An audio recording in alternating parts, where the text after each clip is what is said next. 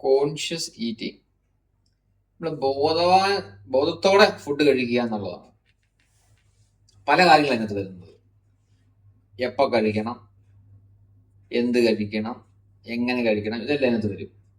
ഇപ്പം നമ്മൾ ചവച്ചരച്ച് വേണം കഴിക്കാൻ. നിങ്ങൾക്ക് എല്ലാം മിക്കവാറും അറിയാവുന്ന അറിയാം. പക്ഷെ പ്രാക്ടീസ് ചെയ്യണമെന്നില്ല, ധൃതി കഴിക്കും. അപ്പം ഇതെല്ലാം മനസ്സുമായിട്ട് ബന്ധപ്പെട്ട. മനസ്സ് ഒരു ശാന്തതയിലാണെങ്കിൽ മാത്രമേ ഉള്ളൂ നമുക്ക് സമാധാനത്തോടെ ചവച്ചരച്ച് കഴിക്കാൻ പറ്റുള്ളൂ. ഒന്ന്. പിന്നെ ഒരു കാര്യം എന്ന് പറഞ്ഞു കഴിഞ്ഞാൽ എന്ത് കഴിക്കുന്നു എന്നുള്ളതാണ്. ഇപ്പം എന്നെ സംബന്ധിച്ചോളം ഞാനിപ്പം ഒരു കല്യാണത്തിന് വിളിച്ചു അല്ലെങ്കിൽ ഒരു ഫംഗ്ഷന് വിളിച്ചു, ഞാനിപ്പം പോകുന്നേ ഇല്ല. അതിന് കാരണം എന്ന് വെച്ചാൽ എനിക്ക് വേണ്ട സമയത്ത് അവിടെ ഫുഡ് ആയിരിക്കില്ല. എനിക്ക് എൻ്റെ ടൈമുണ്ട്, ആ ടൈമിലേ ഞാൻ കഴിക്കത്തുള്ളൂ. ടൈം ചിലപ്പോൾ മാറാം, പക്ഷെ എന്നാൽ പോലും അതൊരു പ്രശ്നമാണ് എനിക്ക്.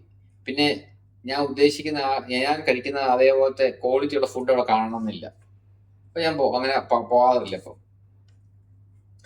അപ്പം ഇവിടെ വളരെ കുറച്ച് ആൾക്കാരേ ഉള്ളൂ അത്ര കോൺഷ്യസ് ആയിട്ട് കഴിക്കുന്നുള്ളൂ.